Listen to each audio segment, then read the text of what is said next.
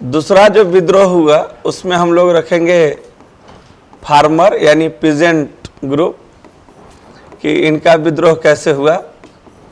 और तीसरा जो इसमें विद्रोह चर्चा होगा उसमें स्पिरिचुअल है,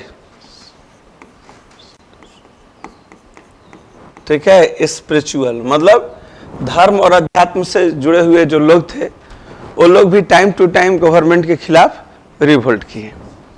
लेकिन इन तीनों रिवोल्ट में अगर सबसे पहले किसी चीज की चर्चा की जाएगी तो बात की जाएगी आपको ट्राइबल रिवोल्ट का।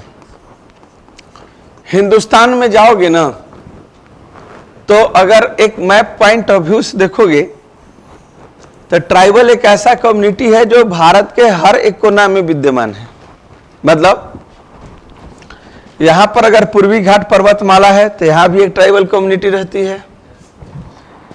अगर वेस्टर्न घाट है तो इसमें भी है। ये दोनों जहां मिलते हैं वहां नीलगिरी पहाड़ी है, ठीक है, यहां भी ट्राइबल मिलेंगे। एमपी का जो इलाका है और खास करके ये इलाका जो महाराष्ट्र का देख रहे हैं या राजस्थान का देख रहे हैं, राजस्थान में मीना ट्राइबल कम्युनिटी है। भील गोंड जैसे चीजें आपको मिल जाएंगी कहाँ, एमपी और महाराष्ट्र में। इधर ऊपर बढ़ के चले आए तो झारखंड, यहाँ कहना ही नहीं है, 33 ट्राइबल कम्युनिटी हैं। और इसके बाद नॉर्थ ईस्ट वाला भूभाग में अगर प्रवेश कर जाइए यहाँ से आगे बढ़ते हुए तो आप क्या देखते हैं कि यहाँ पर तो हर स्टेट में सिर्फ और सिर्फ ट्राइबल कम्युनिटी ही निवास कर रही है, ठीक ना। यही नहीं, जैसे जैसे अगर इसको हम लोग भारत के मैप के दृष्टिकोण से बढ़ाते चले जाएं तो उत्तराखंड में भी ट्राइबल कम्युनिटी है, कश्मीर में भी है और उत्तराखंड में भी है, पंजाब में न हो, ठीक है। तो यानी इस कम्युनिटी का जो विस्तार है वो ऑल ओवर इंडिया लेवल पर है। लेकिन यहां बात ये उठती है कि कौन सी कम्युनिटी अंग्रेजों के सबसे पहले सीधे संपर्क में आई। इम्पैक्ट भी उसी के अनुसार हर एरिया में हम लोग देखेंगे, चाहे स्टडी करेंगे, ठीक ना। तो उस पॉइंट ऑफ व्यू से जब हम लोग देखते हैं तो हमको दिखाई देगा कि अगर ट्राइबल रिवोल्ट के बारे में हम लोग बढ़ेंगे तो बंगाल पर अंग्रेजों ने सबसे पहले नियंत्रण स्थापित किया था ना जी। अंग्रेजों का प्रथम कंट्रोल कहां हुआ, बंगाल।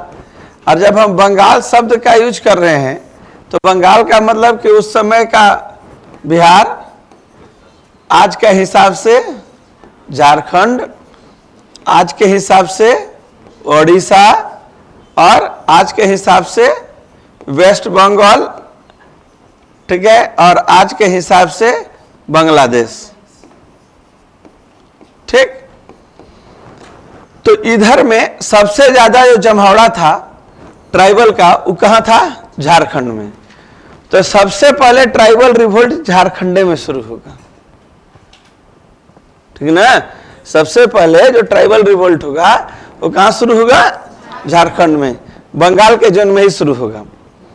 कहते हैं कि एक दो इतिहासकार हैं, उन्होंने पूरे ट्राइबल रिवोल्ट को देखोगे तो टाइम बॉन्ड के हिसाब से चरण बाई चरण में बांटा है।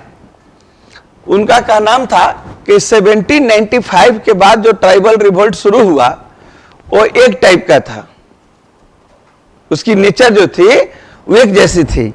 और उसके बाद 1860 के बाद जो ट्राइबल रिवोल्ट होता है उसका नेचर सेकेंड जोन का अलग है और थर्ड जोन 1920 के बाद, ठीक ना। लेकिन ट्राइबल रिवोल्ट स्टार्ट कहां से हो रहा है, तो झारखंड से हो रहा है। अब इसी चीज को ऐसे भी देखना है कि अगर हम लोग यहां से देखें कि अंग्रेज बंगाल पर कंट्रोल कब किए हैं, तो 1757 में प्लासी की युद्ध लड़े हैं, 1764 में बक्सर का वार लड़े हैं और इन्हीं दोनों के बाद रेगुलेटिंग एक्ट 1773 पर इनका बंगाल के ऊपर कंट्रोल हो रहा है, ठीक ना। तो ये फेज वाइज में लोग बोलते हैं कि 1795 के बाद सीधा टकराव ट्राइबल के साथ होना शुरू होता है और 1860 तक चलता है। इस फेज में लोग क्या कर रहे हैं, इस फेज में जितने भी ट्राइबल हैं वे अपने क्षेत्र, अपने जमीन को बचाने का कोशिश कर रहे हैं।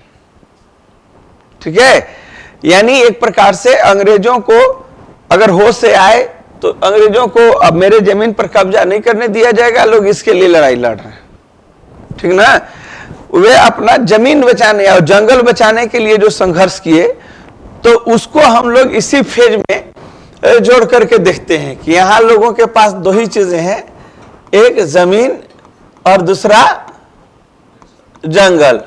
लेकिन इसका सबसे बड़ा कमजोरी क्या है कि ये कहीं से भी ऑर्गेनाइज्ड नहीं है। ठीक ना। दूसरी चीज, 1860 के बाद क्या हो रहा है, जो 1920 तक जा रहा है, तो इसमें समझना है कि इसमें लगभग सभी ट्राइबल कम्युनिटी में कल्चरल अपराइजिंग होगा। ठीक है, कल्चरल अपराइजिंग होगा। कहने का मतलब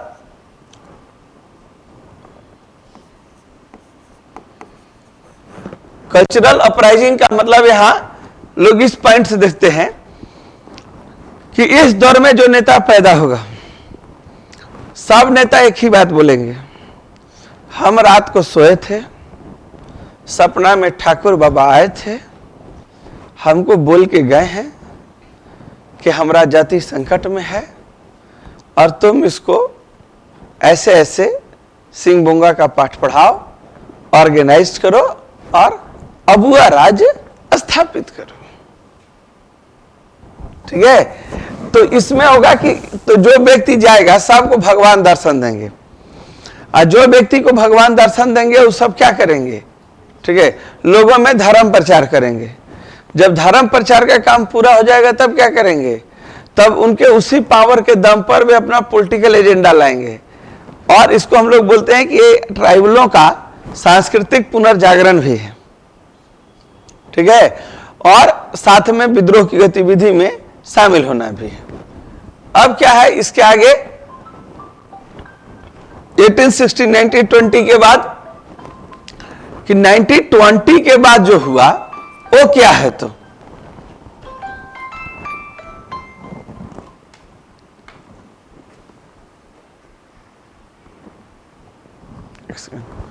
बोलिए ना। ठीक है, अभी भेज रहे हैं। ठीक, 5 मिनट।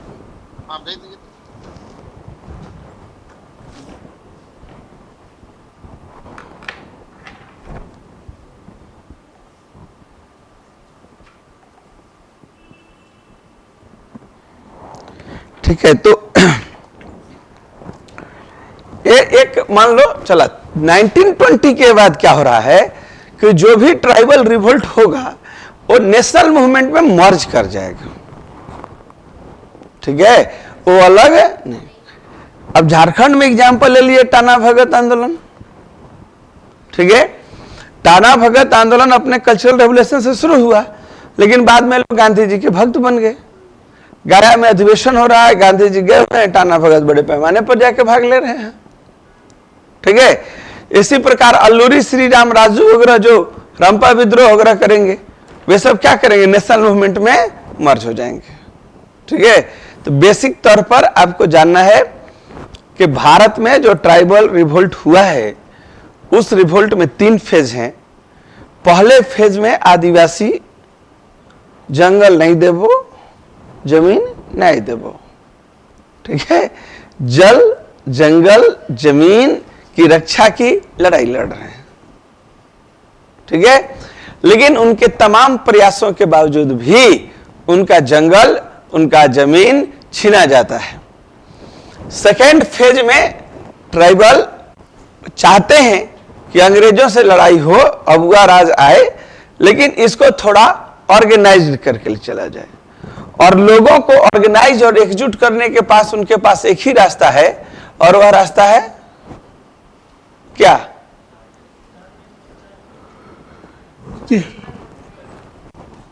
हाँ, कल्चरल अपराइजिंग, धर्म के नाम पर लोगों को एकजुट करना।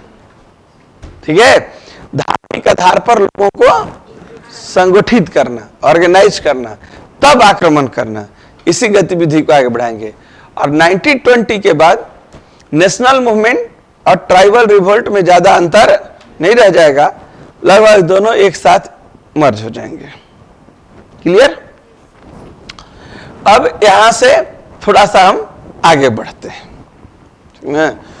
तो आगे बढ़ने के बाद फेज 1 कंप्लीट, तो फेज 2 में आइए। ट्राइबल रिवोल्ट पर अगला क्वेश्चन है, पूछता है कि ट्राइबल रिवोल्ट का नेचर क्या था। ठीक है, दूसरा क्वेश्चन क्या पूछेगा जी? Nature of tribal revolt.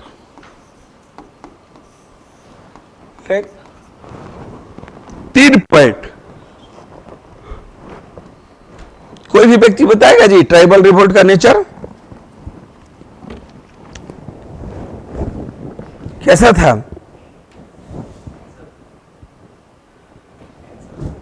हिंसक, एक तो ठीक है।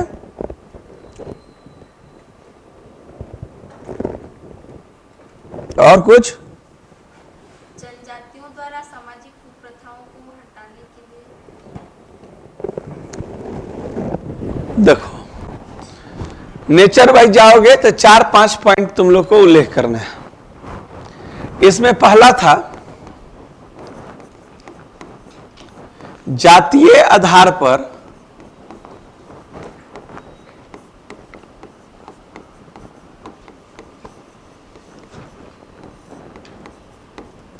संगठित होना। मतलब ट्राइबल थे, इसलिए वे आपस में एकजुट हो जाए, ऐसा नहीं मिलेगा।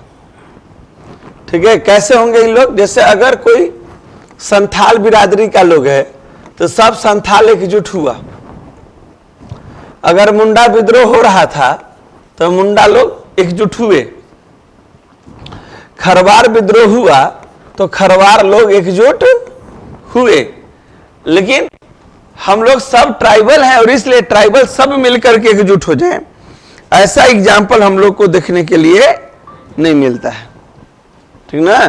तो पहला पॉइंट क्या कहोगे कि ट्राइबल रिवोल्ट की पहली कमजोरी या खूबी ये थी कि इसमें हेलो ठीक, हाँ, तो ये हो गया आपको खरवार। मतलब जातीय आधार पर संगठित अगर हो गए होते तो भी बात था कि अंग्रेजों को उखाड़ फेंकते। ठीक है, जब एक क्लास अंग्रेजों का नाक में दम करके छोड़ दिया तो बाकी समझो कि इन लोग अगर एकजुट होते तो क्या होता। दूसरा, सबके नेचर में एक ही चीज चल रहा था और वो राज चल रहा था अबुआ राज की स्थापना।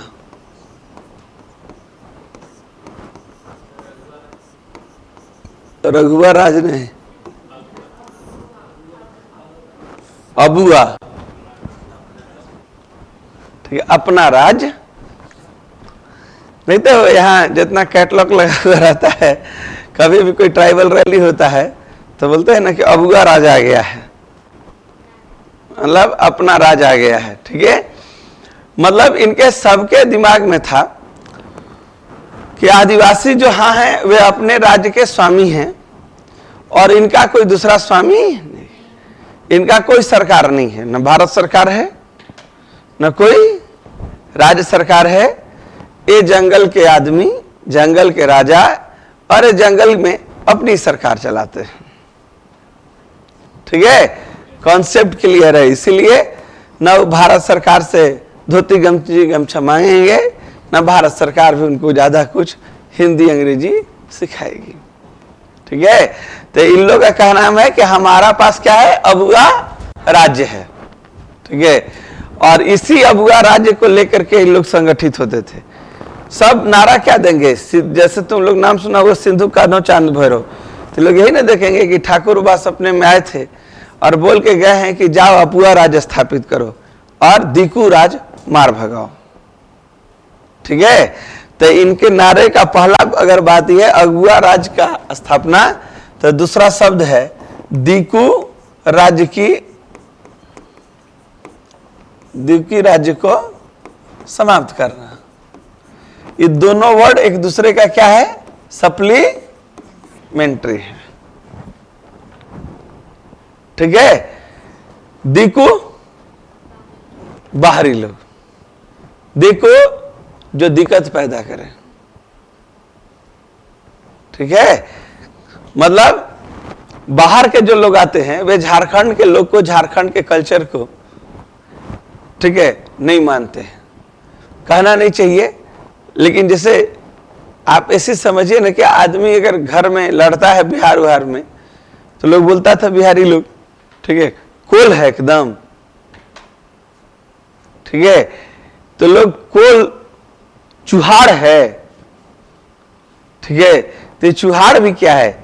जो भूमि जनजाति हैं झारखंड में, इन्हीं को चुहाड़ कहते हैं। अरे जो मुंडा लोग हैं, इन्हीं को हम लोग बोलते हैं कोल। ठीक है। और बिहार के लोग इसको कितना बैड सेंस में यूज करते हैं, कोल काबर कहीं का, कुछ बुझाना उझाना है ही नहीं। तो लोग ऐसे ऐसे व्यंजना कष्ट थे। तो मतलब इससे पता चलता है कि इनके प्रति कितना लोगों का सोच अलग था। दिकू लोग अपने आप को कोई ज्यादा ही खरखा समझते थे। ठीक है। झारखंड में अगर हम लोग हैं तो बिहार वाले तो दिक्कत है। देखो, बिहार ही नहीं, झारखंड में जो भी बाहरी लोग आया, उसमें दो प्रकार के लोग हैं। एक लोग हैं जो यहाँ के कल्चर में घुल मिल के एडॉप्ट हो गए। ठीक है। उनके लिए कल ही हम क्लास में एक वर्ड बताया, सदान। ठीक है। उनको हम लोग कह दिए मूलवासी। लेकिन जो यहाँ रहते हैं, ठीक है, और यहाँ पर के अनुसार जीते हैं, लेकिन आचरण में उन लोग को एकदम लगता है कि तुम सट गया हम में, लगता है कि नहीं, हटो, चल घर में काम कर देना, पैसा नहीं देंगे। जो बेगारी उगारी कराते हैं ना, ये एटीट्यूड में जो लोग जीते हैं, यही दिकू है। समझे कि नहीं? ठीक है। तो इसीलिए उसका लोग विरोध करते हैं। और ये एटीट्यूड बहुत हद तक राज्य गठन के बाद कमजोर हुआ है। नहीं तो पहले क्या होता था, लोग मतलब बिहार के लोग जाइए, आरा छपरा के लोग जाते थे, तो यहां से जा रहे हैं तो दूगो आदिवासी को उठा लिया, चल चल चल वहीं खाना खा लेना। तो उसको खाली भर पेट खाना दे देते थे और दिन भर काम कराते रहते थे। ठीक है। तो अगर इस सोच और मानसिकता थी तो कहीं ना कहीं लड़ाई तो थी। इसीलिए शिबू सोरेन नारा देते थे। क्या नारा दिए थे जी? ABCD साफ करो। आरा, ए मतलब आरा, बी मतलब बलिया, सी मतलब छपरा, और डी मतलब दरभंगा। ये जो ABCD आके उन्हें से आया है, वहां के यहाँ ABCD बतियाता है, तो उसको लोग सोट सोट के ठीक कर देता था। ठीक है। इसके लिए बोलता था लोटा सोटा झोटा साफ करो। ठीक है। मतलब मरवाड़ी वगैरह जो भी हुए, ठीक है, लोटा सोटा झोटा राजपूत, तो इन लोगों के बारे में मार भगाओ यहाँ से। इन लोग यहीं रहता है, यहाँ के संसाधन पर कब्जा करके बैठा हुआ है, अपने अच्छा जिंदगी जीता है, और स्थानीय लोगों से जो है सो घटिया जीवन जीने के लिए उनको मजबूर करके रखता है। ठीक है। अब तो ट्राइबल को थोड़ा नौकरी वगैरह, सामाजिक प्रतिष्ठा वगैरह मिली ही नहीं। तो पहले घर में वही बर्तन धोने का काम और कपड़ा धोने का काम, हर जोतने का काम, इससे ज्यादा उनके लाइफ स्टाइल में था क्या? ठीक है। तो एक बात को समझना है, तो ये हर नारा उन लोग देगा, दिकू राज को समाप्त करो ना। और दिकू है कि हम मन में नहीं करते हैं यहाँ झारखंड में। अच्छा, ऐसे तुम लोग देखो ना कि अगर यहाँ CCL का इतना बड़ा ऑफिस है, कई गो में आदिवासी हैं? कोई सरकारी दफ्तर में जाओ और हमको देख के बताओ कि इसमें कितने आदिवासी काम करते हैं। DVC प्रोजेक्ट में कितना है? बोकारो सेल सिटी में, बोकारो जो स्टील फैक्ट्री काम करती है, उसमें कितने आदिवासी काम कर रहे हैं? नहीं कर रहे हैं। यानी खनिज यहाँ का, फैक्ट्री यहाँ लगी है, बिजली की सप्लाई यहाँ से हो रही है, पानी की सप्लाई यहां से हो रही है, लेकिन यहां के लोगों को उसमें नौकरी नहीं मिल रही। ठीक है, तो ये एक कोर विषय था। तीसरा पॉइंट जो इनके साथ था वो था कि सरना संस्कृति की रक्षा।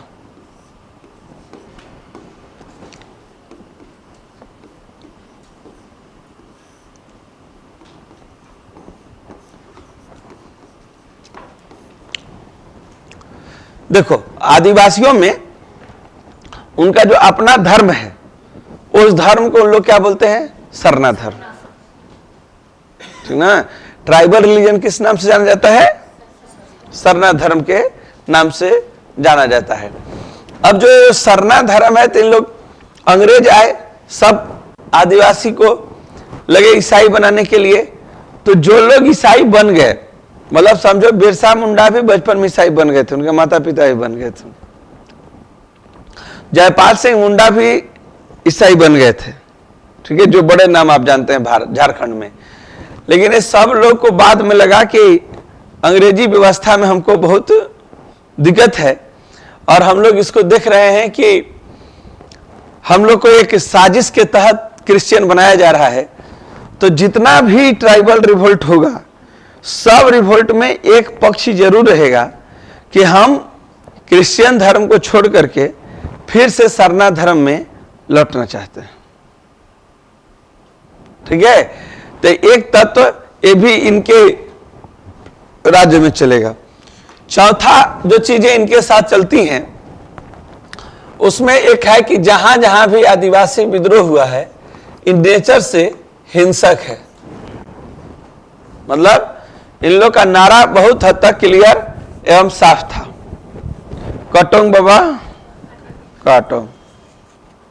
ठीक है, हम ऑर्गेनाइज हैं, और तलवार लोहार जो भी मिलेगा, लड़ाई आमने सामने होगा, खून की नदी बहेगी, 10 तुम मारना 10 हम मारेंगे। लेकिन वो सद्भावना के तरीके से नहीं लड़ते थे कि धरना दे रहे हैं, प्रदर्शन दे रहे हैं, वो सब कुछ नहीं है। तुम्हारा आदमी हमरे कब्जा में आ गया तो छपछपा देंगे, और तुमको हम मिल जाए तो तुम छपछपा दो। लेकिन इसमें विद्रोह में जहां भी है, उसमें हिंसा है। ठीक है, आंदोलन नहीं है, धरना नहीं है, प्रदर्शन नहीं है, सविनय अवज्ञा नहीं है, अपील नहीं है। ठीक है, गुपचुप तरीके से आप भी ऑर्गेनाइज होइए, हमको भी ऑर्गेनाइज होने दीजिए, और जो भी होगा वो सशस्त्र संघर्ष होगा। इसलिए सबसे हिंसात्मक विद्रोह अगर कहीं पर देखा जाएगा तो कहां जाएगा? ट्राइबल विद्रोह में देखा जाएगा। ठीक है, इन नेचर 5 पॉइंट में नोट करके रख लेना है। पहला पॉइंट क्या बताए हैं कि ये जातीय आधार पर संगठित हुए, वर्गीय आधार पर नहीं। दूसरा, इनमें अबुआ राज्य की स्थापना और देखू राज्य की समाप्ति का भाव था। तीसरा, ये लोग अपने सरना संस्कृति की रक्षा करना चाहते थे। चौथा, जहां भी ये विद्रोह हुए, राष्ट्रीय आंदोलन में आने से पहले ये सभी विद्रोह बाय नेचर वायलेंस थे। ठीक है, हिंसा को समर्थन करते थे, और हिंसा से नहीं किसी प्रकार का कोई परहेज नहीं था।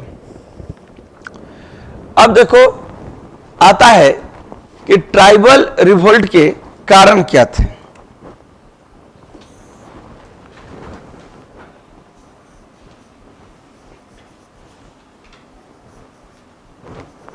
Cause of tribal revolt. ठीक ना? देखो, कारण क्या है, क्यों ये विद्रोह हुए, इसको बहुत कायदे से ऐसे समझो। अंग्रेज लोग आए भारत में, तो सबसे पहले उन लोगों ने क्या किया? बंगाले के एरिया को लेके चलो, इस एरिया में जमींदारी सेटलमेंट लॉन्च किया, हुआ ना?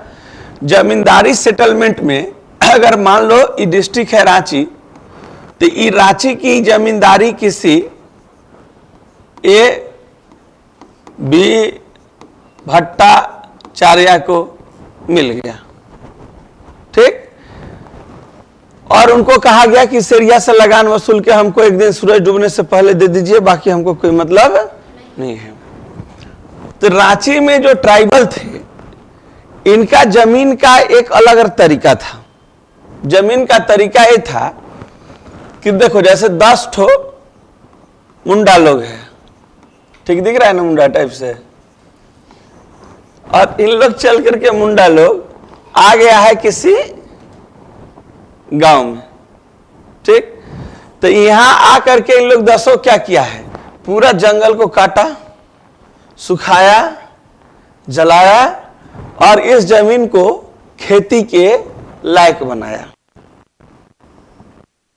समझ गए चीज, क्या किए, खेती के।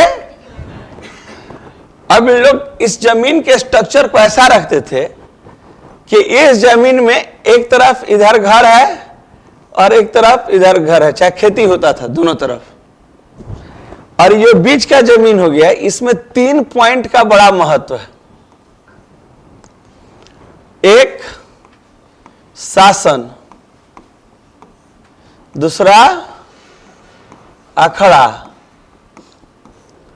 अखड़ा बड़ा तो जतरा, और तीसरा सरना। जहां सरना स्थल होता था वहां 4-5 गो साल के पेड़ लगे होते थे, और इसी पेड़ में उनके अपने देवी देवता निवास करते थे, ठीक ना। तो सरना इनका क्या हो गया, पूजा स्थल। और शासन हो गया कि कोई व्यक्ति मर गया तो उसके लाश को दफना उफना करके उसके ऊपर जो प्रतीक चिन्ह लगाते हैं, वो जगह को हम लोग क्या कर रहे हैं, शासन, मतलब एक प्रकार का मृतक स्थल है। और अखड़ा क्या है, अखड़ा है सांस्कृतिक स्थल, पंचायत स्थल, कि दिन भर खेत में काम किए हो, शाम को पहुंच जाना है अखड़ा में, जो भी धुसका कचौड़ी घर में बनाए हो बना लो, झिंगुर मछली भूजे हो भूज लो, और ले दे करके हड़िया उठाओ और अखड़ा में पहुंच जाओ, खाओ पियो, और वहां पर फिर अपना नृत्य संगीत झूमर जो भी करना है वो करिए। ज्यादा देर तक नहीं, 1-2 बजे रात तक करिए, उसके बाद 8 बजे से लेकर 2 बजे रात तक डांस चल रहा है, ठीक है। हालांकि इसके पीछे भी एक लॉजिक है, क्यों रात को लोग एक जगह जमा होते थे, क्यों रात को लोग ऐसा, इसके पीछे कारण था कि जहां ये अपना जमीन विकसित करते थे वो घनघोर जंगल इलाका था, वहां बाघ, शेर, चीता जैसे जीव होते थे। तो इन लोग अगर अकेले अकेले घर में 6 बजे दिया बुता के और समझो कि सो गए, तो रात को आया बाघ नोच के घर से खा के लेके निकल जाएगा, ठीक है। और ऐसे सब अखड़ा में है, तो मांदर बजा रहा है, कोई ढोल पीट रहा है, धड़ाम धड़ीम, कोई सिंह वाला बजवा निकाल रहा है, देखते हो ना, बड़ा लंबा ऐसा टेढ़ा रहता है बजाने वाला। तो उससे जीव जंतु कोई आएगा, कोई नहीं आएगा। और 2 बजे के बाद कोई जीव भी शिकार खोजने के लिए नहीं बढ़ता है, ठीक है। तो ये अपने सामूहिक जीवन के सुरक्षा के लिए काम किए। बाकी का जो जमीन इनका ये वाला जो बेल्ट हो गया जी, ये सामूहिक जमीन होता था, जमीन किसी का पर्सनल प्रॉपर्टी नहीं था, ये पूरे गांव का जमीन है, सब मिलके उपजाओ, सब मिलके खाओ, ठीक है। जमीन निजी संपत्ति नहीं है, और जमींदारी से जमीन निजी संपत्ति, और वो संपत्ति जमींदार का है, तो लोग इनका जमीन छीन लिए। सबसे पहले इनका क्या गया, जमीन चला गया। इसके बाद क्या है, तो पहला कारण अगर देखोगे कि इनका क्या हुआ, जमीन का छीना जाना।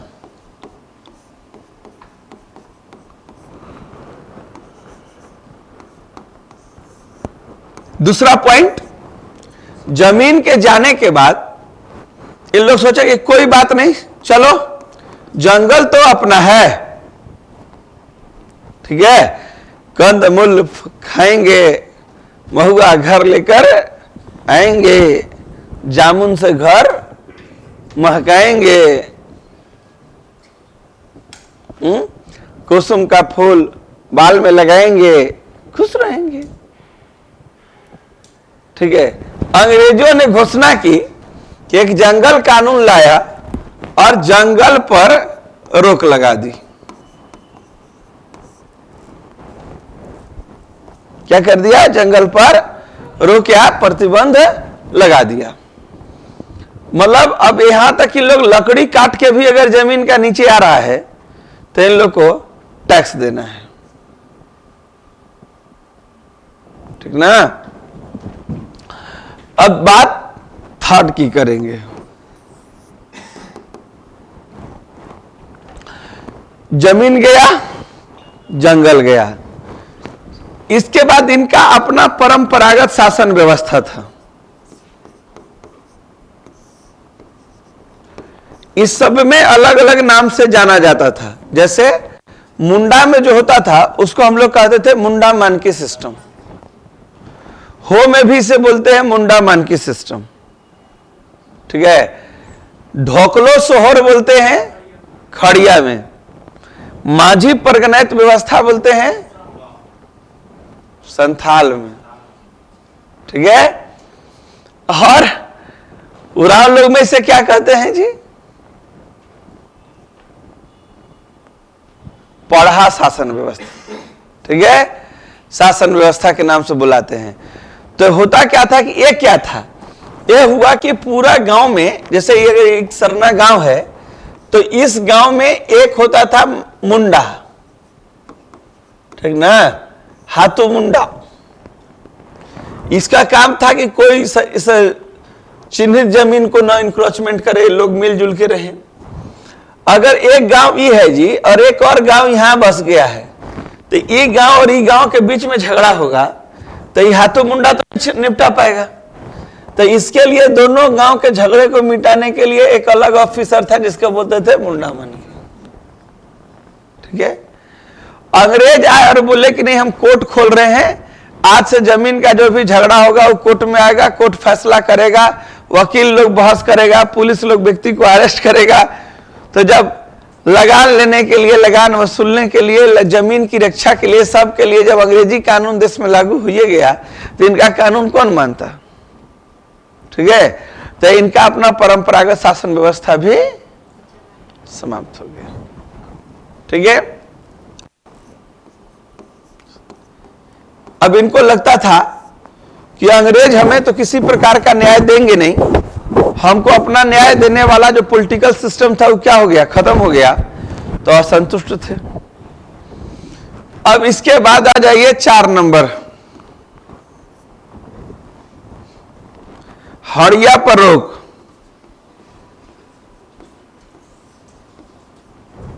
ठीक है। बिन तेरे जिंदगी कैसे कटेगी, यही नहीं है जी।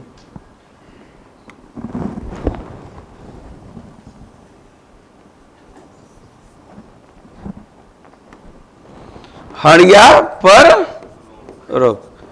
इसके ऊपर अंग्रेज लोग टैक्स लगा दिए। देखो यहां 2 चीजें समझनी है। परंपरागत शासन व्यवस्था में केवल मुंडा मानकी नहीं होते थे, उसमें एक और आदमी होता था, उसको बोलते थे पाहन।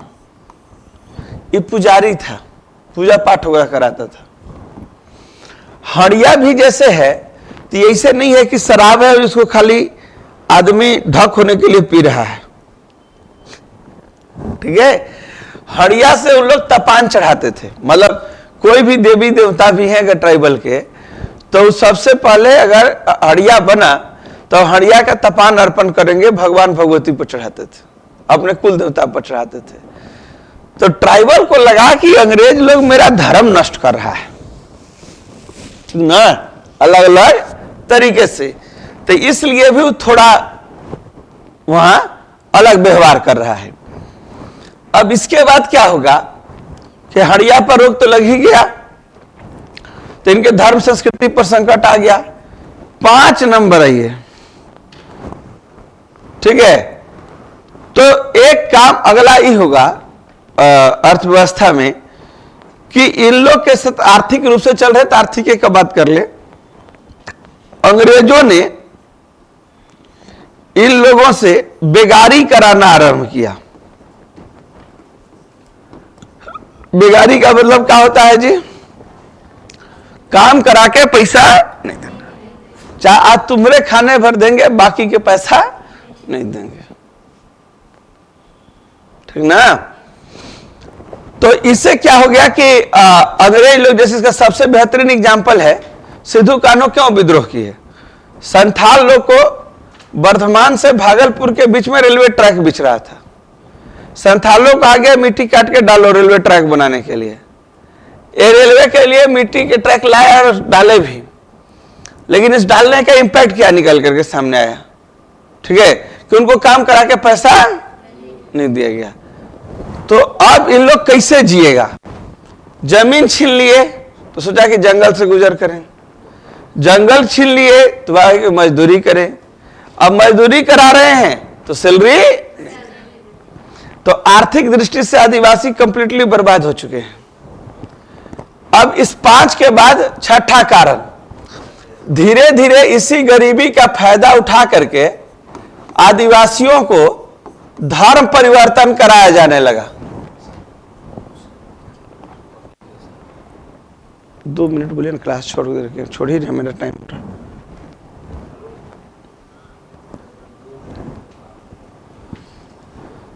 ठीक है, धर्म जो है सो परिवर्तन